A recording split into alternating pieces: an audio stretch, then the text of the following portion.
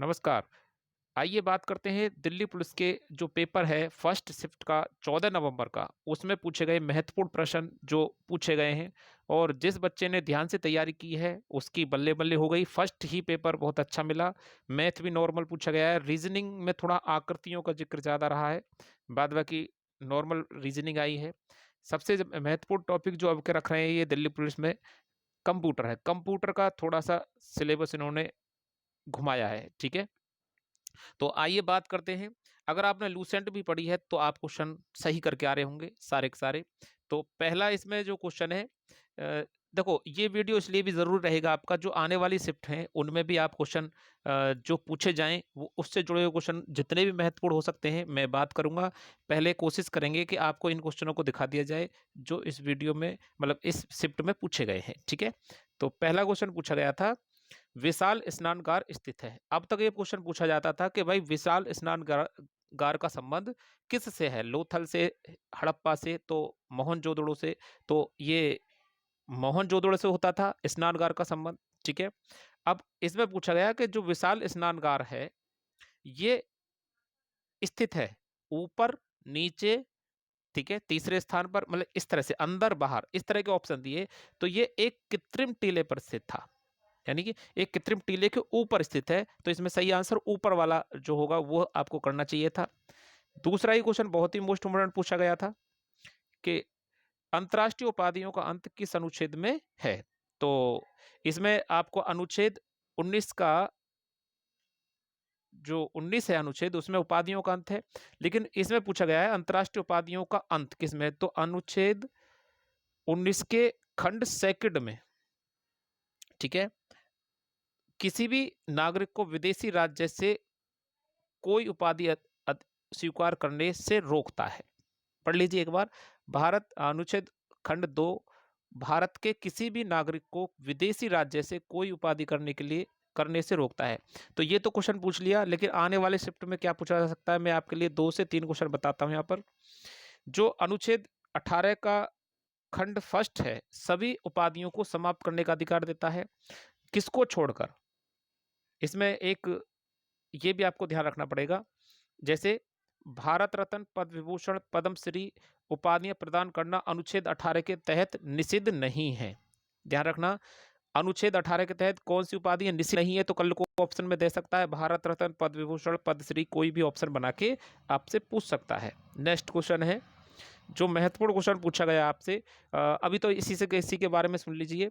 अनुच्छेद 14 के अनुसार राज्य भारत के राज्य क्षेत्र में किसी भी व्यक्ति को विधि के समक्ष समता से या विधियों के समान संरक्षण से वंचित नहीं करेगा, ठीक है? यानी हम ये कह सकते हैं, अर्थात अनुच्छेद 14 अनुच्छेद 18 को समता के अधिकार में वर्गीकृत किया गया है। आपको पता होगा अनुच्छेद 14 जो है समानता के अधिकार से संबंधित है और इसे वर्गीकृत किया गया है 18 अनुच्छेद 18 में, ठीक है? तो क्वेश्चन ये कह सकते हैं कि अनुच्छेद 18 का विरुद्ध कौन सा अनुच्छेद है, तो आप 14 इसमें सही आंसर कर सकते हैं। या 14 का विरुद्ध कौन सा है, या 14 को किस में वर्गीकृत किया गया है, तो अनुच्छेद 18 में, ठीक है जी? देखो यहाँ पर मैं लिख भी दिया है, अनुच्छेद 14 में विधि के समक्ष समता का अधिकार उल्लिखित है। फिर एक और क्वेश्चन पूछा गया, अनुच्छेद 41 संबंधित है। बहुत ही मोस्ट इम्पोर्टेंट क्वेश्चन है, अनुच्छेद 41 संबंधित है। तो इसमें मैंने एक आंसर अपनी तरफ से लिखा है, पता नहीं बच्चे ने कैसे बताया था। और ये वो बच्चा उस बच्चे ने क्वेश्चन बताए हैं जो हमारी कोचिंग से टॉप काम करता है, जिसका सीजीएल में सिलेक्शन हुआ था लेकिन फाइनल लिस्ट में रह गया। और उसने 87 क्वेश्चन इसमें अटेंड किए हैं, ठीक है? आने वाले समय में कितने सही लिख लेंगे वो तो भविष्य बताएगा, समय बताएगा। लेकिन फिलहाल उसके सभी क्वेश्चन मैं आपको बता रहा हूँ। और जिन बच्चों ने टेस्ट दिए हैं, आप भी कमेंट बॉक्स में कुछ आंसर आपको पता है तो भेज सकते हैं। हम आने वाले समय में सेकंड जो शिफ्ट होगी उसका एनालिसिस करवाएंगे आपको। अनुच्छेद 41 राज्य के नीति निर्देशक तत्व से संबंधित है। अब यहाँ पर ये क्वेश्चन आंसर में नहीं था, क्योंकि यहाँ पर बताया जा रहा था राज्य अपनी आर्थिक क्षमता और विकास की सीमा के भीतर भीतर काम करने का अधिकार देता है, यानी राज्य के काम करने का अधिकार। अनुच्छेद 41 किससे संबंधित है? काम करने के अधिकार से। और वो कैसे कैसे? जैसे शिक्षा का अधिकार का कार्य है, बेरोजगारी का कार्य है, बुढ़ापा, बीमारी और विकलांगता के मामले आदि में सार्वजनिक सहायता प्राप्त करने के लिए प्रभावी प्रावधान करना, ये किसके कार्य हैं? राज्य के। और ये अनुच्छेद 41 से संबंधित है। 41, 42, 43 इसमें आप पढ़ सकते हैं और पढ़ के ही जाएं। 41, 42, 41 मैंने बताया, 42, 43 आपकी जिम्मेदारी भी है, पढ़ के जाएं एक बार, ठीक है। अगर समझ में नहीं आते हैं तो मैं इस पर एक वीडियो बना दूंगा, आप कमेंट बॉक्स में भेज सकते हैं।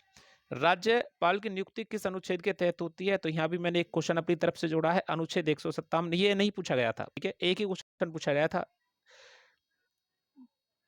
हाँ सॉरी, ये तो पूछा गया था क्वेश्चन, ये अनुच्छेद राज्यपाल की नियुक्ति किस अनुच्छेद के तहत होती है? तो अनुच्छेद 157, ठीक है। भारतीय संविधान के छठे भाग के अनुच्छेद 153 क्या कहता है? से 167 तक राज्य कार्यपालिका के बारे में बताया गया है। राज्य कार्यपालिका के सभी कार्य राज्यपाल के द्वारा किए हुए माने जाते हैं, ठीक है। पढ़ लीजिए इसे वीडियो रोक के एक बार यहाँ से ये पूरा क्वेश्चन है। अब मैं आपके लिए एक लाइन और पढ़वा दूं। अनुच्छेद 159 के अनुसार राज्यपाल को उच्च न्यायालय के मुख्य न्यायाधीश न्यायमूर्ति द्वारा शपथ दिलाई जाती है। कल को ये पूछा जाए कि शपथ कौन दिलाता है, तो उच्च न्यायालय का मुख्य न्यायाधीश, और मुख्य न्यायाधीश नहीं है तो अन्य न्यायाधीश में जो सीनियर होगा वो इसको शपथ दिलाएगा राज्यपाल को, ठीक है। अनुच्छेद 153 के अनुसार एक से अधिक राज्यों का एक ही राज्यपाल हो सकता है।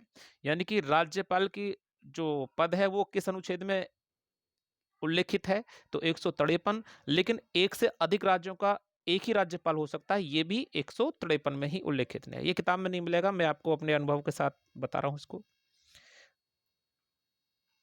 अनुच्छेद 154 के अनुसार कार्यपालिका की शक्ति राज्यपाल में ही निहित होती है। यानी कार्यपालिका के जो भी कार्य हैं वो राज्यपाल के नाम से ही चलते हैं।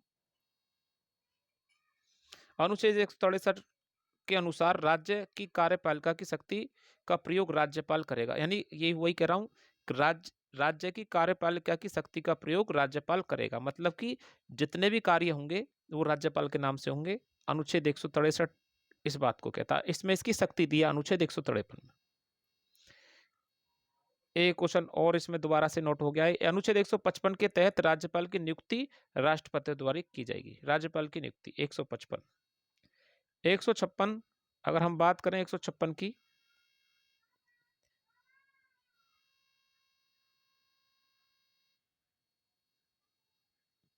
तो 156 के तहत राज्यपाल राष्ट्रपति को संबोधित करके अपना त्यागपत्र दे सकता है। क्वेश्चन पूछा जा सकता है। अनुच्छेद 157 के तहत राज्यपाल वही व्यक्ति होगा जो भारत का नागरिक हो और 35 वर्ष की आयु पूरी कर चुका। यानी राज्यपाल की जो न्यूनतम उम्र है वो 35 वर्ष होनी चाहिए। अब एक क्वेश्चन और मैं अपनी तरफ से इसमें जोड़ दिया है। अनुच्छेद 161 के अनुसार राज्यपाल को क्षमादान आदि की और कुछ मामलों में दंडादेश के निलंबन के परिहान और लघुकरण यानी कि बढ़ाना और घटाना की शक्ति भी प्रावधान है अनुच्छेद 61 में। क्षमादान कर सकता है, कोई किसी व्यक्ति को दंड दिया गया है तो उसकी जो दंड की अवधि है उसे बढ़ा घटा सकता है, ये अनुच्छेद 161 में है। तो ये एक क्वेश्चन पूछा गया था इसमें मैंने, और राज्यपाल से संबंधित सारे क्वेश्चन कंप्लीट किए हैं। आर्टिकल मैं आपको बता दूं 5 से 6 क्वेश्चन बात करें, 6 नहीं 6 से 7 क्वेश्चन आप बात करो जो संविधान से पूछे गए हैं आप दिल्ली पुलिस के एग्जाम। अनुच्छेद 163 के तहत राज्यपाल की सहायता और सलाह के लिए एक मंत्रिपरिषद होगी। अगर आपसे पूछा जाए मंत्रिपरिषद का उल्लेख राज्यपाल से कैसे जुड़ा हुआ है, तो अनुच्छेद 163 के तहत। अनुच्छेद 165 के तहत राज्यपाल के महाअधिवक्ता की नियुक्ति होती है राज्यपाल के द्वारा। महाअधिवक्ता की नियुक्ति कौन करता है? राज्यपाल। अनुच्छेद 165। ये अन्य महत्वपूर्ण प्रश्न है जो एसएससी के एग्जामों में ही पूछे गए हैं। अनुच्छेद 166 के तहत समस्त कार्यपालिका कार्रवाई राज्यपाल के नाम से ही होती है, जैसा कि मैंने बताया था अभी थोड़ी देर पहले। अब एक और क्वेश्चन पूछा गया था, हाल ही में राष्ट्रीय खेलों का आयोजन कहाँ किया गया था?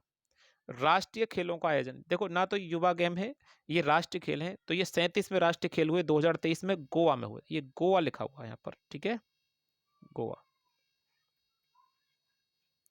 और प्रथम राष्ट्रीय खेलों का आयोजन मुंबई में हुआ था, ये आपको ध्यान रखना है।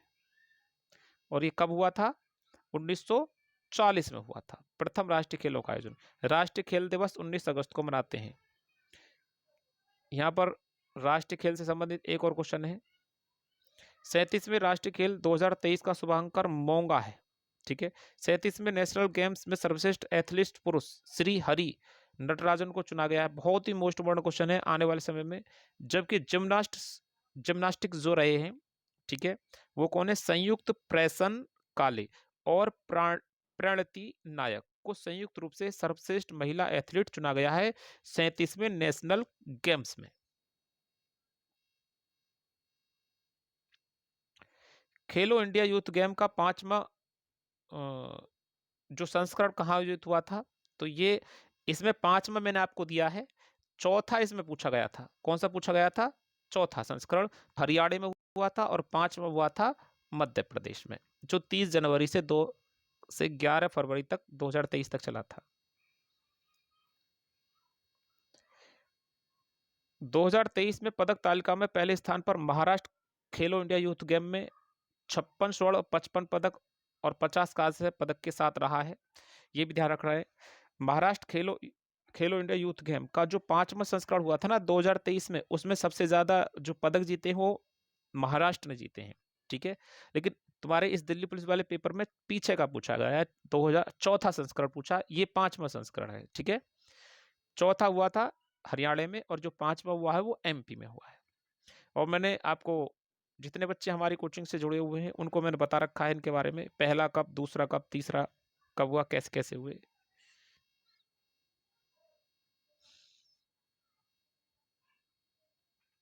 ओलंपिक खेल 2023 में भारत के लिए पहला स्वर्ण पदक किसने जीता है?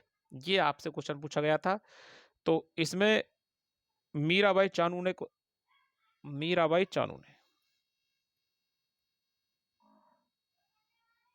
ये क्वेश्चन बच्चे ने बताया तो मैंने आपको साथ लिख दिया है। मीराबाई चानू ने ओलंपिक खेल में पहला स्वर्ण पदक जीता था। और देखो स्वर्ण पदक की जो ओलंपिक खेल की जो वीडियो है आप उसको एक बार देख के ही पेपर में जाएं। और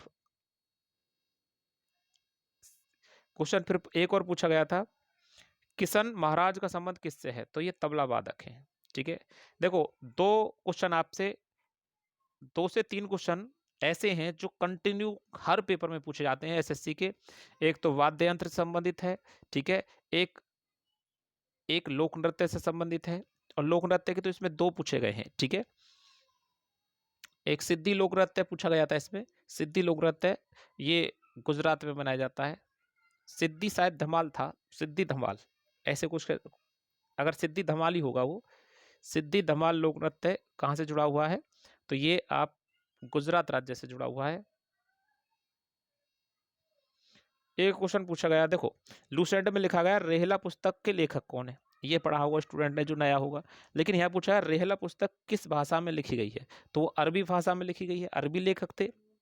ठीक है। और ये रेहला पुस्तक के लेखक कौन है? अल बरूनी, जो महमूद गजनवी के साथ भारत आए थे।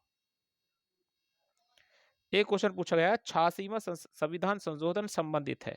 तो इसके लिए मैंने आपको पूरा डिटेल से बता दिया। 86वां संविधान संशोधन आप पढ़ के जाएं आने वाले शिफ्ट के लिए। देखो यहाँ पर 86वां संविधान संशोधन मैंने आपके लिए नोट किया है। भारतीय संविधान 86वां संविधान संशोधन अधिनियम 2002 कब लागू हुआ था? ये 2002। भारत के संविधान में एक और संशोधन किया गया। इसके संबंध में अनुच्छेद 21 के पश्चात जोड़े गए नए अनुच्छेद 21A से है। यानी एक और जो संशोधन जोड़ा गया था वो 21 के ए में किया गया, 21 नहीं 21 के ए में। और 21 का ए क्या कहता है? देखिए नया अनुच्छेद 21A। अब क्वेश्चन पूछा जाता है और एसएससी का सबसे फेवरेट क्वेश्चन है, शिक्षा के अधिकार से संबंधित है। क्वेश्चन ये कई बार पूछ लिया गया, शिक्षा का अधिकार से संबंधित है 21 का ए। और ये 6 से 14 वर्ष के बच्चों के लिए संबंधित है। राज्य को यही क्वेश्चन पूछा गया भैया, राज्य को 6 से 14 साल तक के सभी बच्चों को निःशुल्क तथा अनिवार्य शिक्षा उपलब्ध करानी होगी। यह संबंधित राज्य द्वारा निर्धारित कानून के तहत होगी। संविधान के अनुच्छेद 45 में निम्नलिखित अनुच्छेद जोड़ा गया जिसमें 6 साल से कम उम्र के बच्चों को शुरुआती देखभाल और उनकी शिक्षा की व्यवस्था की जाएगी। यानी कि आप ये ध्यान रखें, अनुच्छेद 45 तो व्याख्या करता है 6 से कम, ठीक है, और 6 से ज्यादा के लिए कौन सा अनुच्छेद है? 21 का ए, ठीक है। और संविधान संशोधन कौन सा है?